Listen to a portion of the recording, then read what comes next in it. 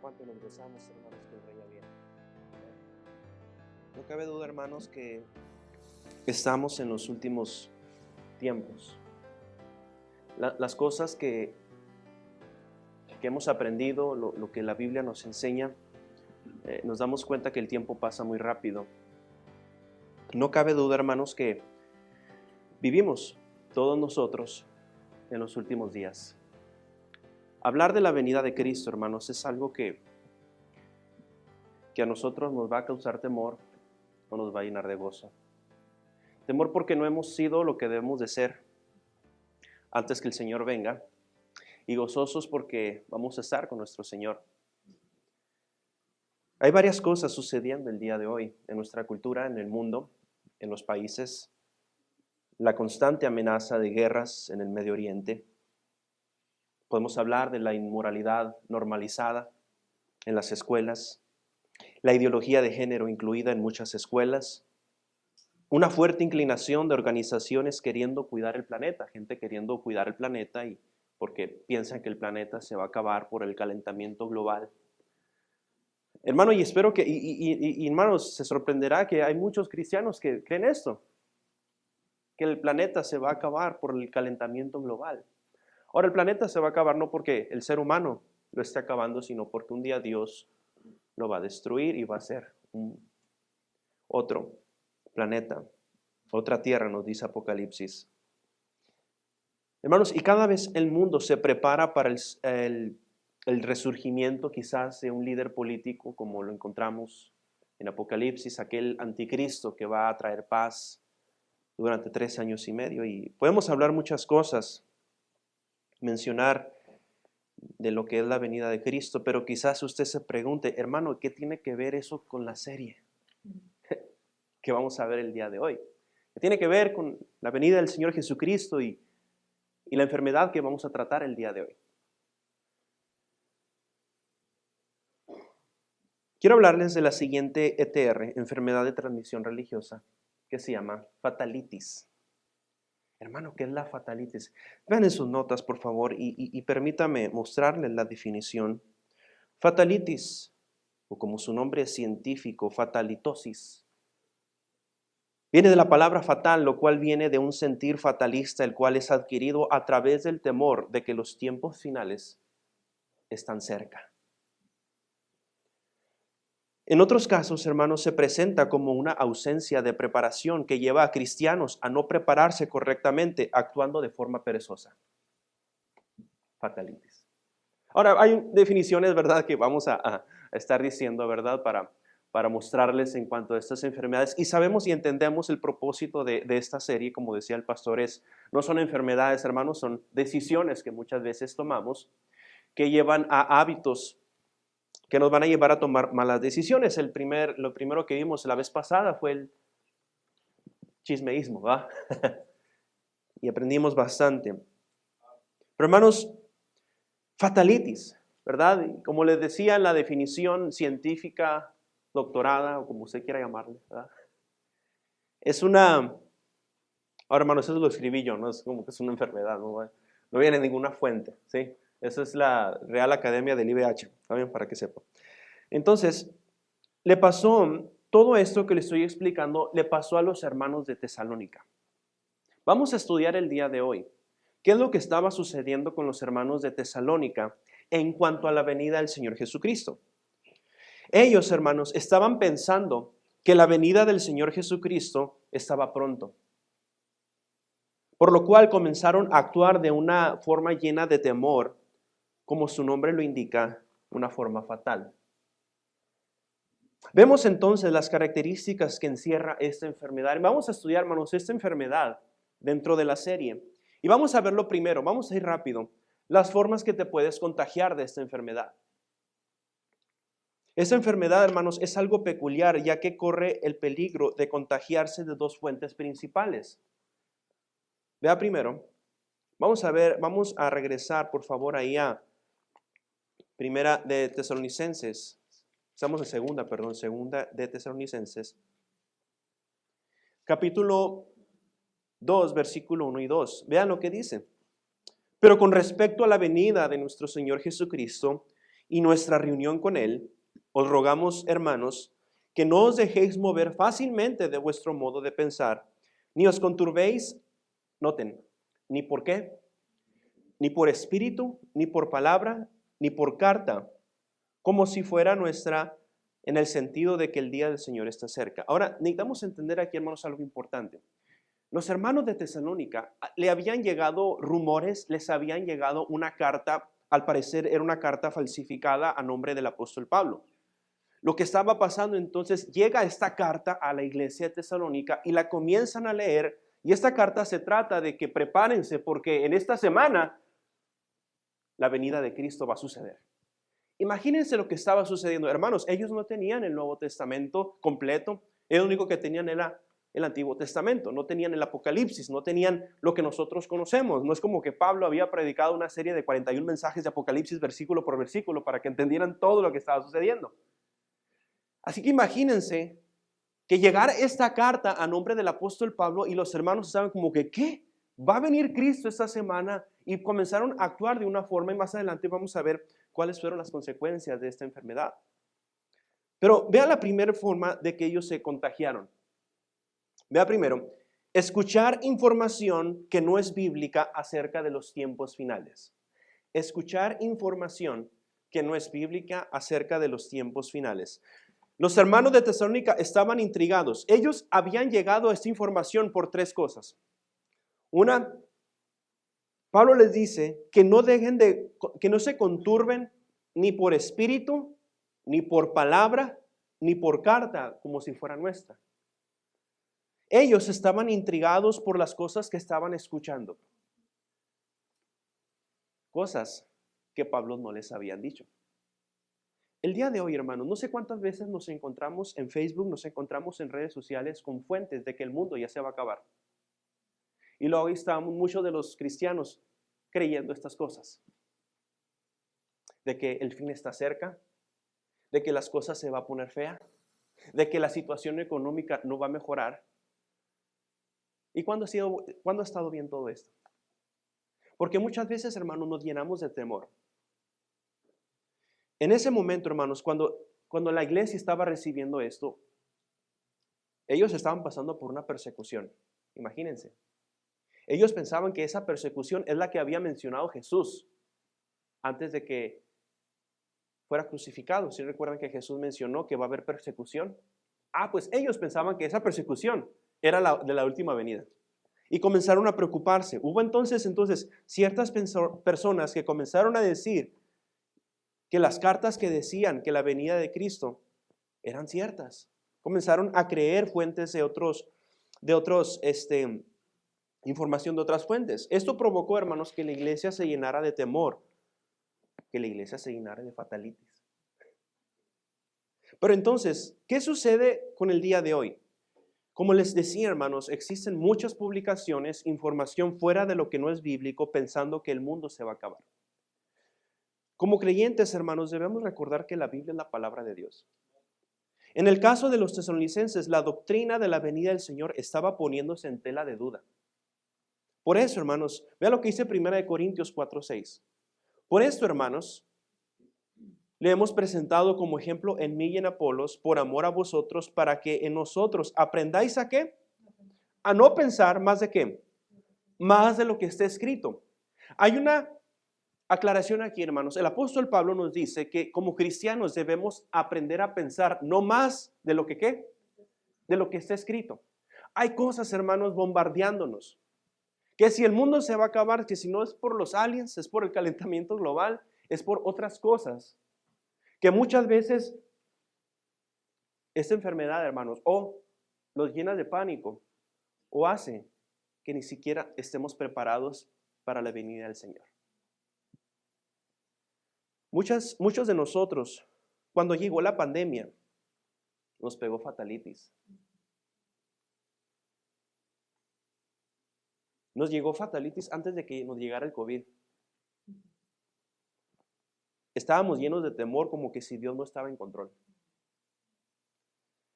En la iglesia de Tesalónica comenzaron a ser engañados por información de la cual Pablo les había ya escrito en la primera carta. Había también otros que se ponían a buscar las fechas de la segunda venida de Cristo. ¿No le ha tocado, hermanos, que de repente sale uno que otro bautista asegurándose que tal fecha va a venir el Señor Jesús? En el instituto tenía un compañero que decía que estaba seguro, según las cuentas que él dijo, que Cristo iba a venir en 2015. Y en ese momento gente se estaba poniendo a buscar fechas, estaba obsesionada con buscar fechas. ¿Cuándo iba a venir el Señor Jesucristo? Cuando el mismo Jesús dijo, ni aún los ángeles conocen el día. Por eso es importante, hermanos, el estudio de las Escrituras. Por eso es importante, hermanos, que si nosotros no conocemos la verdad, difícilmente vamos a conocer la mentira. Si no tenemos un correcto entendimiento de lo que es verdad, ¿cómo vamos a saber lo que es mentira? ¿Cómo vamos a saber que lo que aparece en YouTube de repente, verdad, se aparece en YouTube, en Facebook, información de la segunda venida de Cristo que ya va a venir, pero no se ponen a estudiar profecía bíblica? No solamente por escuchar información, da otra forma de contagiarse, compartir con otros dicha información como si fuera algo real. En la primera carta, hermanos, Pablo menciona que no había necesidad de que él escribiera en cuanto al tema de la segunda venida. Vean, den la vuelta a su hoja, por favor, hacia atrás. Vamos a 1 Tesalonicenses, capítulo 5, versículo 1.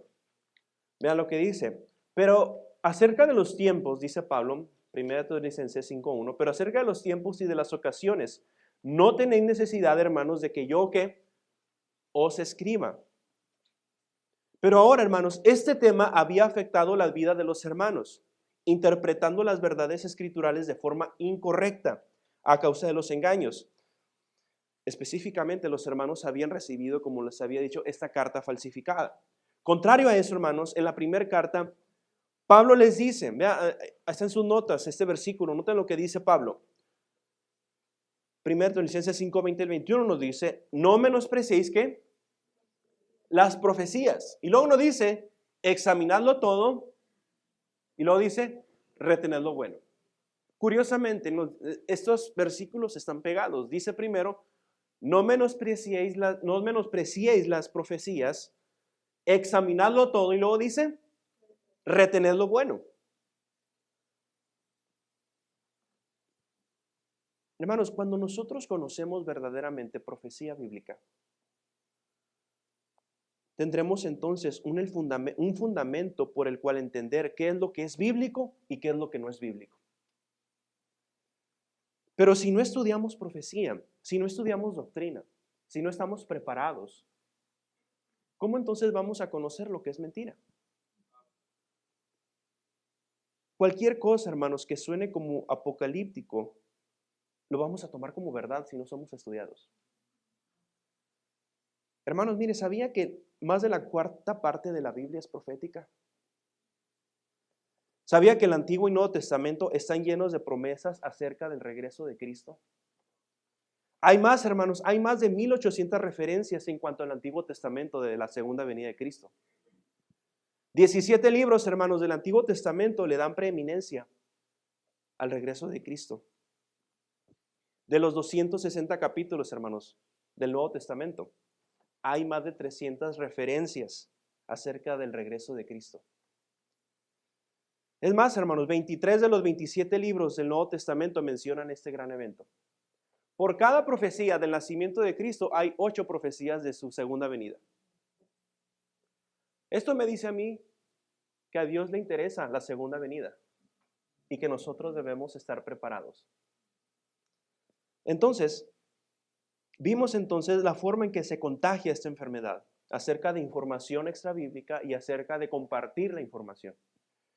Veamos número 2, los síntomas del fatalitis. ¿Cuáles son los síntomas? ¿Cómo actúa esta enfermedad?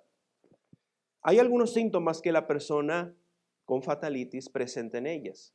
Y vamos a ver, vean lo que dice el versículo 2.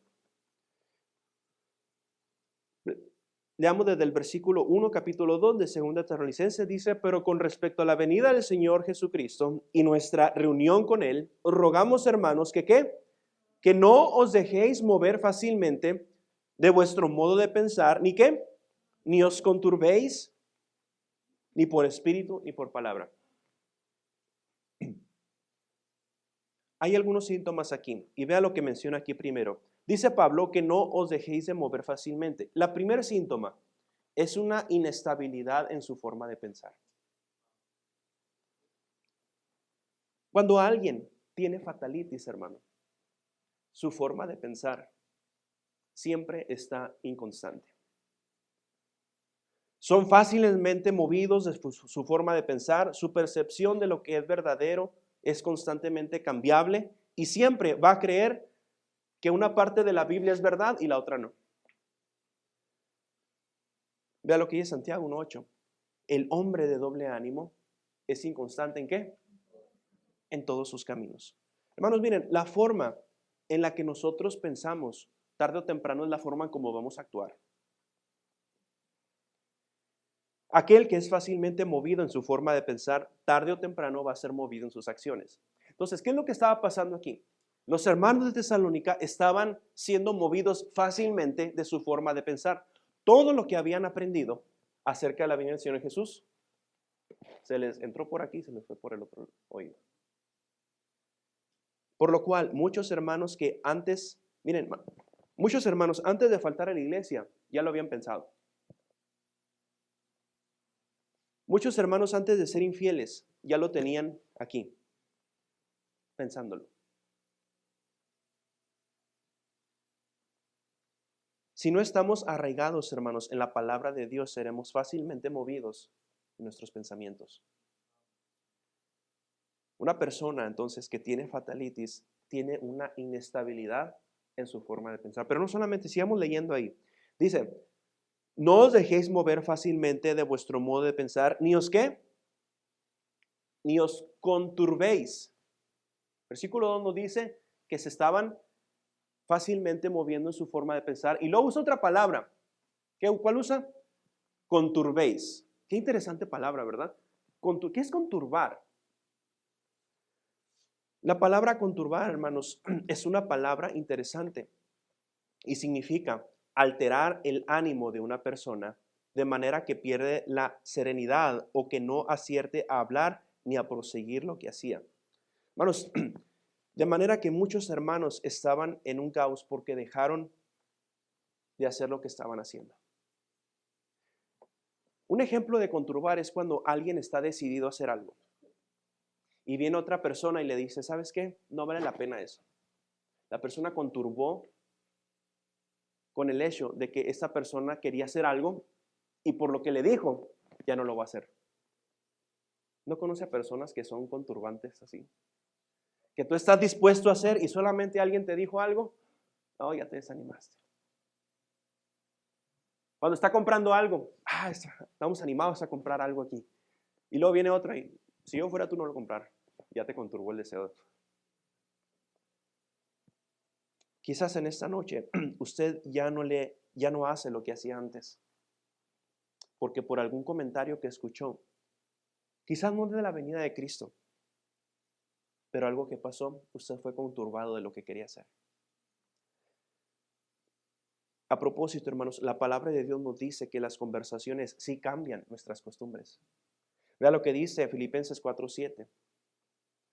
Y la paz de Dios, que sobrepasa todo entendimiento, guardará vuestros corazones y vuestros pensamientos, ¿en dónde? En Cristo Jesús. Entonces, otro síntoma entonces de las personas que tienen fatalitis es que son conturbadas. Son constantemente conturbados.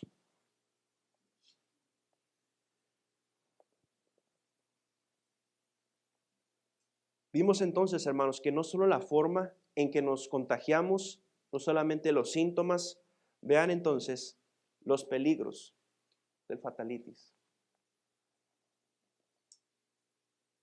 Muchos pensarían que no sería tan peligroso esto, pero nos vamos a dar cuenta a continuación de cómo afecta nuestras vidas. Hay peligro, hermanos, cuando esta enfermedad llega a su vida.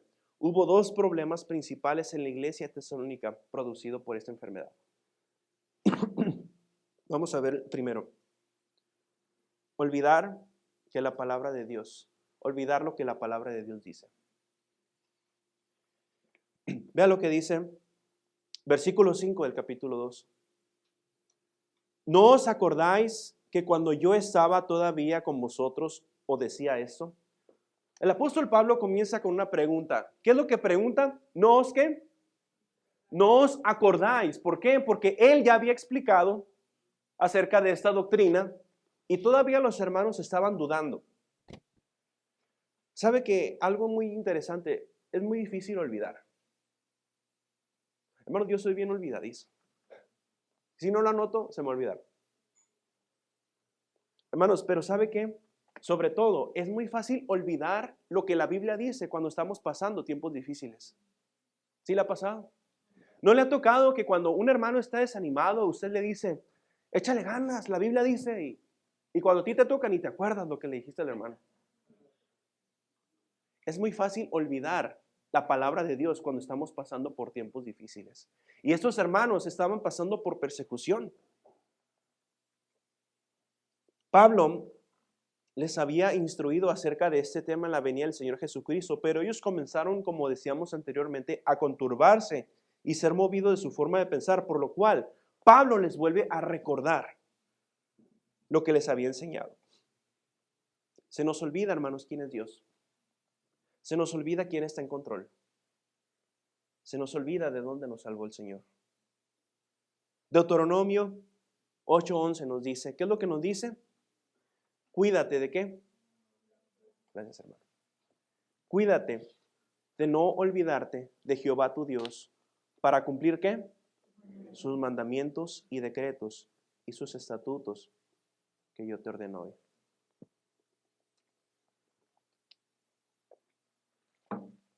Los hermanos se habían olvidado de la palabra de Dios. Cuando esta enfermedad llega, hermanos, vamos a pasar por tiempos difíciles y se nos va a olvidar lo que la palabra de Dios dice. Pero no solamente ellos comenzaron a olvidarse lo que Pablo les había dicho. Lo siguiente se pone peor. Vea la letra B, por favor. No solamente olvidaron, sino que también hubo desorden en su vida. Hubo un desorden en su vida. Acompáñenme, por favor, a la siguiente página, ahí en sus Biblias. Y vamos a brincarnos ahora en el capítulo 3. Sígueme con su vista del versículo 6 al 11. Pero os ordenamos, hermanos, en el nombre de nuestro Señor Jesucristo, que os apartéis de todo hermano que ande ¿qué? Desordenadamente y no según la enseñanza que recibisteis de nosotros. Porque vosotros mismos sabéis de qué manera debéis imitaros, pues nosotros no anduvimos desordenadamente entre vosotros, ni comimos de balde de pan de nadie, ni trabajamos sino que trabajamos con afán y fatiga día y noche para no ser gravosos a ninguno de vosotros. No porque no tuviésemos derecho, sino para darnos nosotros mismos un ejemplo para que nos imitaseis. Porque también cuando estábamos con vosotros os ordenábamos esto: si alguno no quiere trabajar, tampoco coma. Porque oímos que algunos de entre vosotros andan ¿cómo? Desordenadamente, no trabajando en nada, sino entremetiéndose en lo ajeno. La pregunta grande es, hermano, ¿cómo llegaron los tesalonicenses hasta este punto? Andar desordenadamente. Y todo comenzó que fueron movidos de su forma de pensar. Por increíble que pareciera, hermano, la idea de que Cristo ya iba a venir, muchos hermanitos, déjenme le platico aquí, muchos hermanitos de Tesalónica pensaron como ya Cristo iba a venir. ¿Sabe qué empezaron a hacer? Empezaron a dejar sus trabajos. Empezaron como diciendo, ya va a venir Cristo, vamos a dejar nuestros trabajos. Al fin y al cabo, Cristo ya va a venir mañana. Nos pareciera algo increíble, hermano, pero así de insensatos somos muchas veces cuando olvidamos lo que el Señor nos había dicho. Tomamos malas decisiones y nos encontramos en un punto de nuestra vida donde nunca pensamos estar. Qué absurdo pensaríamos nosotros. O sea, dejar tu trabajo nomás por pensar de que Cristo ya va a venir mañana. Pero eso sucede, hermanos, cuando somos movidos fácilmente de nuestra manera de pensar. Miren, no solamente dejaron sus trabajos, estaban comiendo en casas ajenas, comiendo de gorra, como dicen por allá, comiendo de balde, entremetiéndose en lo ajeno. Por lo cual, Pablo exhorta que a tales hermanos sean señalados en la iglesia. Nota lo que dice el versículo 6, pero os ordenamos, hermanos, en el nombre de Señor Jesucristo, que os apartéis, ¿de qué? De todo hermano que ande como desordenadamente, y no según ¿qué? La enseñanza que recibiste de vosotros. Imagínense, no estaban andando conforme a las enseñanzas que Pablo les había dicho. Hermanos, y la verdad es que muchas veces actuamos de forma desordenada en nuestras vidas, cuando no obedecemos lo que la Biblia dice. Hermanos, miren, cuando no hay orden en nuestra vida, comenzamos a dar un mal testimonio a otros. Cuando no hay orden en nuestra vida, comenzamos a dar un mal testimonio a los de fuera. ¿Qué iban a pensar los de afuera? Miren, estos locos dejaron de trabajar y ahora están de casa en casa comiendo de gorra.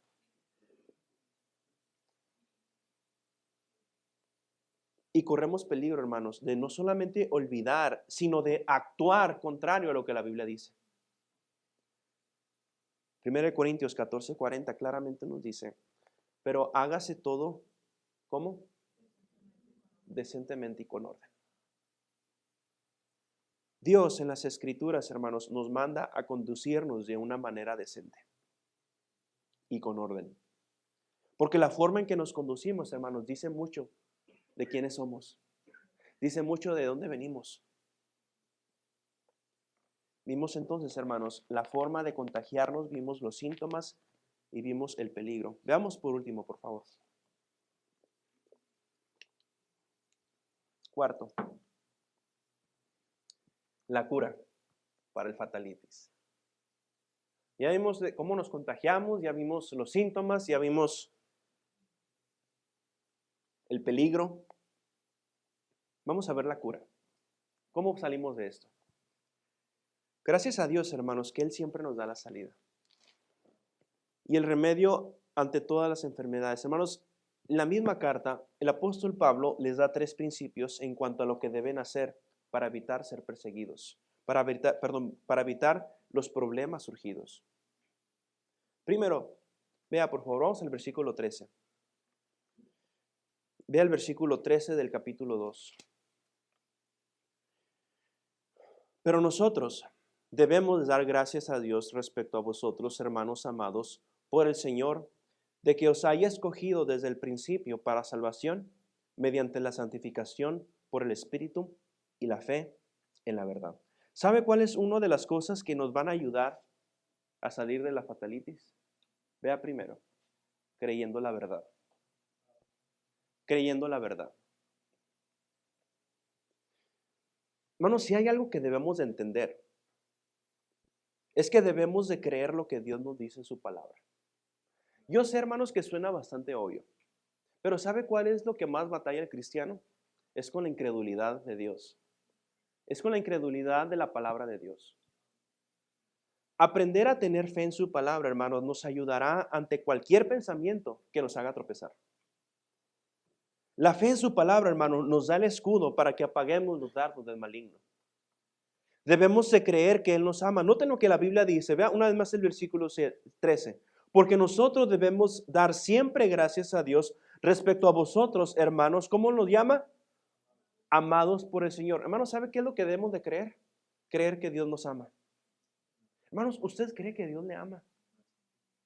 Porque verdaderamente si no creemos que Dios nos ama, ¿cómo vamos a mostrar amor a los hermanos? Creer que Dios nos ama. No solamente creer que Dios nos ama, siga leyendo, amados por el Señor, de que Dios nos haya que escogido desde el principio para salvación. Debemos de creer que Dios nos ha escogido para un propósito. La pregunta es, ¿lo creemos? ¿Creemos que Dios tiene un propósito para nosotros o creemos que simplemente flotamos en esta vida?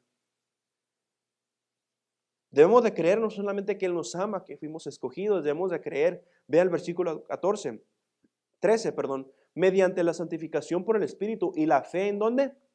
En la verdad, lo cual os llamó mediante nuestro evangelio para alcanzar de la gloria, para alcanzar la gloria de nuestro Señor Jesucristo. Hermanos, pero todas estas cosas podemos hablar de lo que podemos creer respecto a la Biblia. La pregunta grande es, ¿lo vamos a creer? ¿Vamos a tener fe?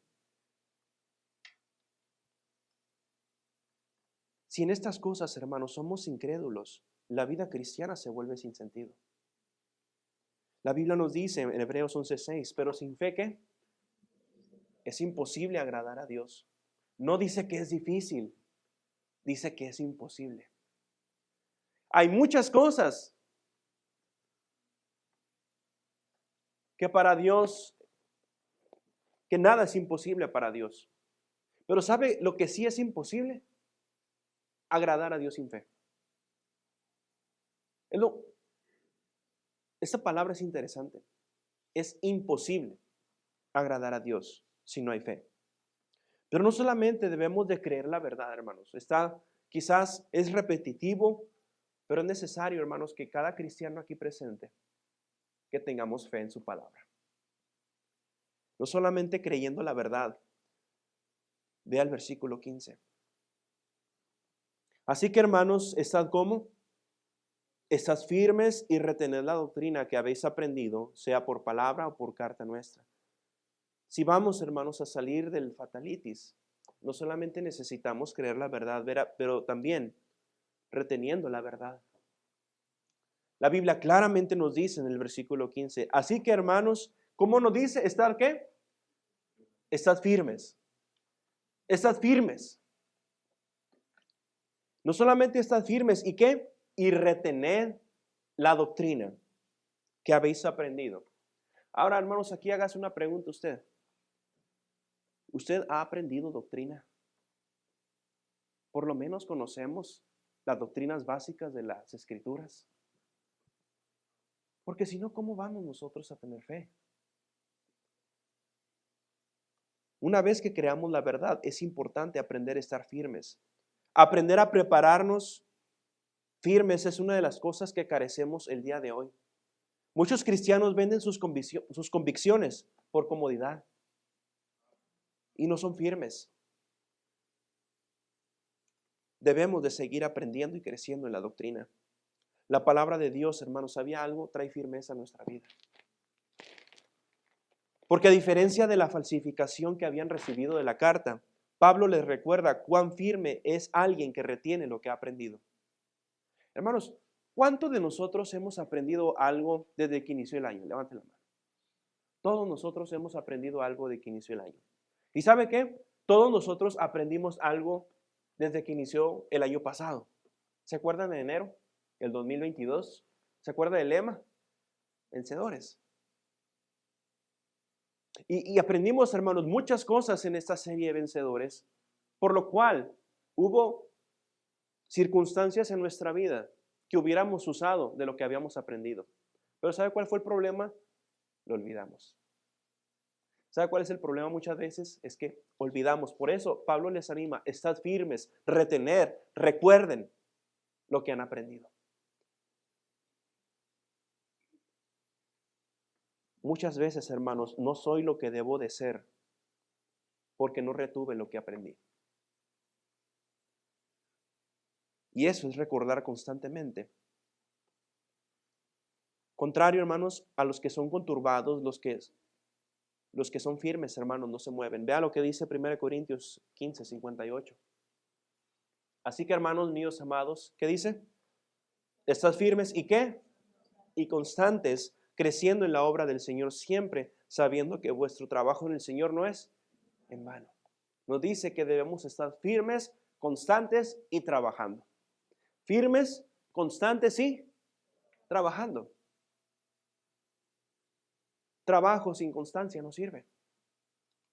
¿De qué nos sirve ser trabajadores en la obra de Dios si no vamos a ser fieles?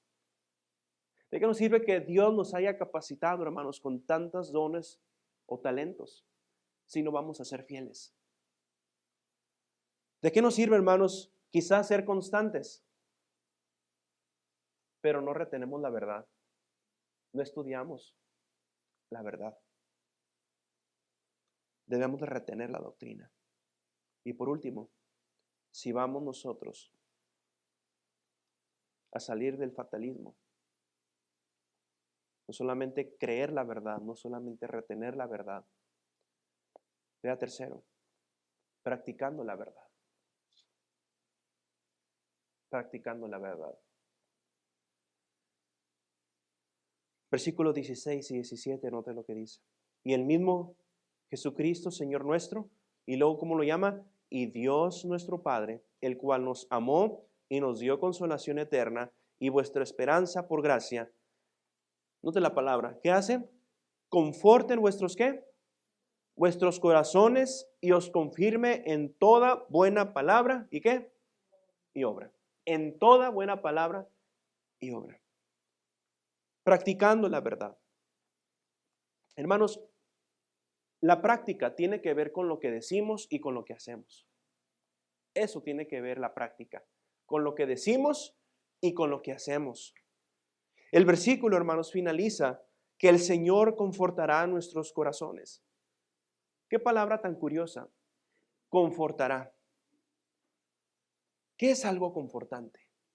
¿Alguna vez se ha sentido confortado, hermano? Algo confortante, hermanos, es algo que da seguridad y tranquilidad.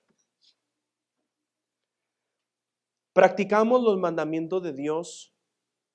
Sus palabras nos promete, hermano, que tendremos conforte al corazón cuando practicamos sus mandamientos. Cristianos que no tienen confort en su corazón son los que están conturbados. Son los que son fácilmente movidos porque no hay confort en el corazón.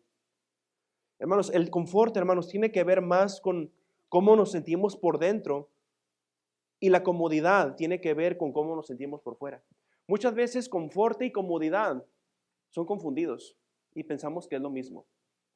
Pero confort, hermanos, tiene que ver con cómo nos sentimos aquí adentro. Comodidad es cómo nos sentimos aquí afuera. Podemos estar cómodos, pero no estar confortados. Puedes dormir en una buena cama y no sentir tranquilidad en tu corazón. Ahora, podemos estar confortados, pero no precisamente cómodos. Pablo estaba confortado en la cárcel y tenía paz, a pesar de que no tenía las comodidades. Pero gloria a Dios, hermanos, que Él conforta nuestros corazones.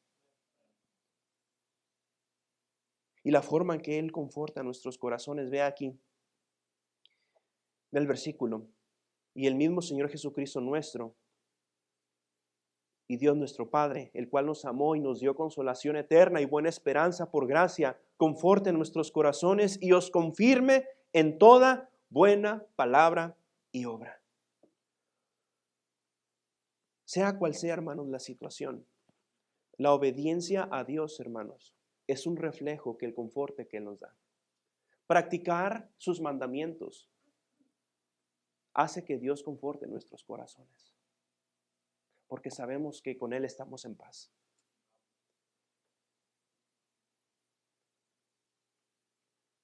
Vea lo que dice 2 Tesalonicenses 3, 4 y 5. Dice, y tenemos confianza respecto a vosotros en el Señor, en que hacéis y qué, y haréis lo que os hemos mandado. Y el Señor encamine vuestros corazones ¿a dónde? Al amor de Dios y a la paciencia de Cristo. Hay dos cosas que traen confort a nuestro corazón: el amor de Dios hacia nosotros y la paciencia que tiene Cristo con nosotros. Los tesalonicenses estaban pasando por una situación donde comenzaron a moverse sus pensamientos.